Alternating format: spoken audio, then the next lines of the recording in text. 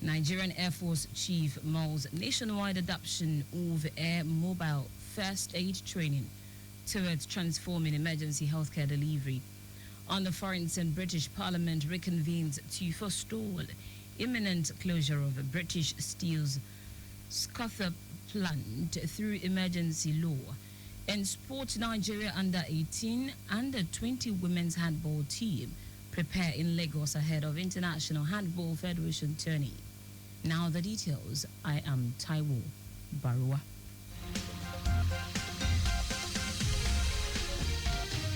The Lagos State government is committed to empowering micro, small and medium entrepreneurs, MSMEs, by fostering a supportive environment that enables them to flourish.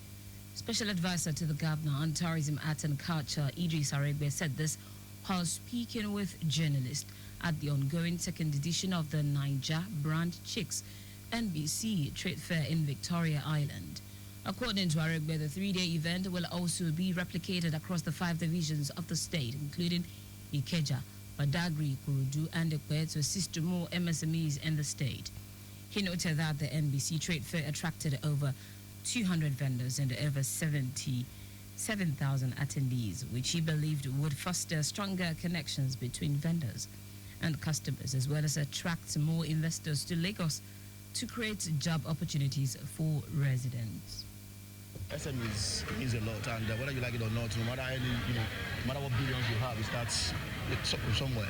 And this, so what we're doing today is to make sure that these are people who have been able to build their business, and we are here to make sure that we help them to scale it up. And that's what and you can be rest assured that it will also have a ripple effect, on the economy. And once that is done, you can be sure that everybody will feel the impact. Permanent Secretary, Ministry of Tourism, Arts and Culture, Taiwo Baruwa, described the fair as a combination of commerce and entertainment to boost visibility for participants. Baruwa lauded the innovation of the Sonwo Naira as the means of exchange at the trade fair, with an expected target of 5 billion naira revenue. The essence of it all is to encourage the small business owners, and we believe strongly that over the time when we have things like this, most of these people will become big businesses, because Rome was never built in a day, and a little drops of water makes a mighty ocean. So that's the whole essence. In their remarks, Chief Executive Officer of NBC Trade Fair, Nelly Agbogo, and a participant, Antonia Boluwaji Abayomi, highlighted the Lagos State's commerce prowess and its role in the success of trade exhibitions aimed at bringing entrepreneurs together for increased connectivity, business opportunities, and entertainment. The event featured performances by the Lagos State cultural troops, comedians, and A-list musicians who were on standby to entertain at the fair.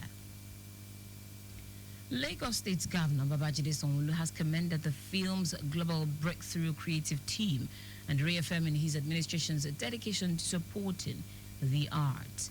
And this is coming as My Father's Shadow, a powerful drama rooted in the country's political and cultural history, is set to premiere at the 2025 Film Festival this May. According to the Commissioner for Tourism, Arts and Culture, Toke Benson Awinka, the film represents a significant step in amplifying Nigerian voices on the world stage. The Lagos State government has allayed fears of Lagos Island residents regarding the recent flooding in the area.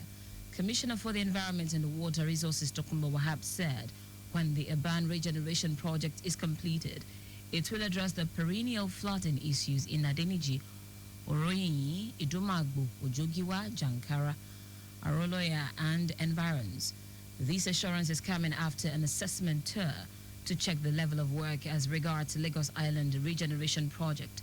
Wahab, who instructed that illegal shanties constructed on the drainage channel of King Ado High School in Ojogiwa be removed, also ordered that a building under construction on Idiolo Oluwo be sealed for dumping their building materials on the drainage channel. Now to the rest of the stories. The Chief of Air Staff, Hassan Abubakar, has called for the nationwide adoption of the Nigerian Air Force College of Nursing Sciences, pioneering air mobile first aid training, describing it as a critical step towards transforming emergency healthcare delivery in Nigeria. According to Abubakar, the air mobile first aid training designed to equip nurses with rapid response capabilities in challenging environments, including aeromedical evacuation and austere conditions, has the potential to become a cornerstone of the national nursing curriculum. The Chief of Air Staff, who was represented by the Chief of Medical Services, Anthony Epe, spoke during the matriculation for 120 newly admitted National Diploma 1 Set 6 students of NAFCONs held at NAF Base, Kaduna. He also commended the collaboration between NAFCONs and the Nigerian Air Force School of Medical Sciences and the Aviation Medicine coordinator model of readiness for crisis response and emergency care in complex terrains. Osun State government says necessary measures are being implemented to prevent the state from experiencing flooding. Osun has been listed alongside 29 other states likely to experience flooding in the 2025 annual flood outlook in Nigeria by the Hydrological Services Agency.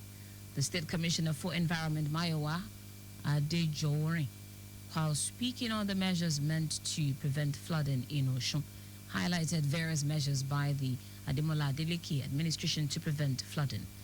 Adejowore, in a statement, said the state has earmarked on dredging of waterways and evacuation of waste for easy passage of water. He also said the government has embarked on massive campaigns against indiscriminate dumping of refuse and introduction of penalties against anyone found culpable in the act. In foreign news now, British Parliament has been recalled for a rare Saturday sitting to pass an emergency law aimed at saving British Steel's Scother plant from imminent closure.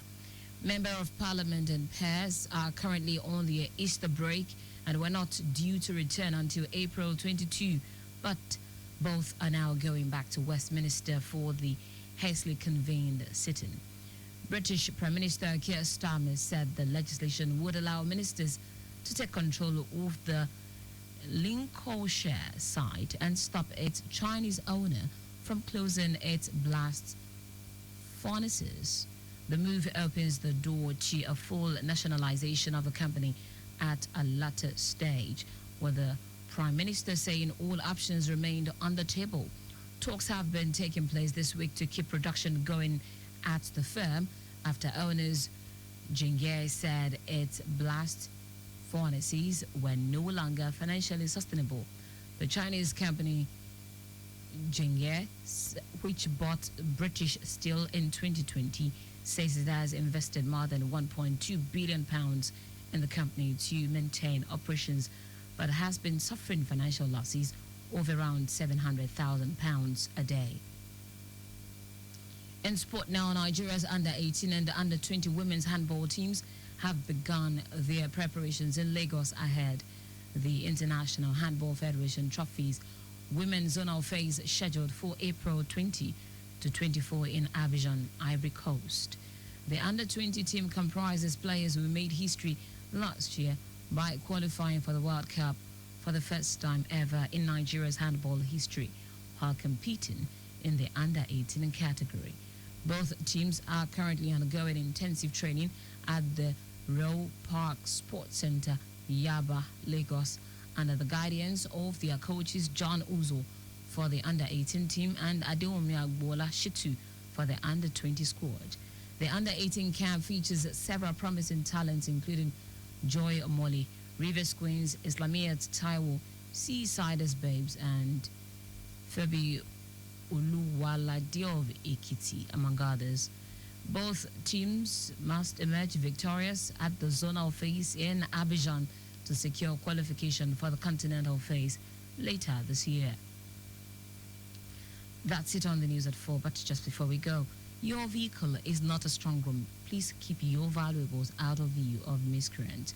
You can follow us and like all our various social media platforms: X at Traffic Radio 961, Facebook Lagos Traffic Radio 96.1 FM, Instagram Lagos Traffic Radio 961. Subscribe and watch our news and programs live on YouTube at Traffic Radio 961. You can also visit our website www.trafficradio961.ng.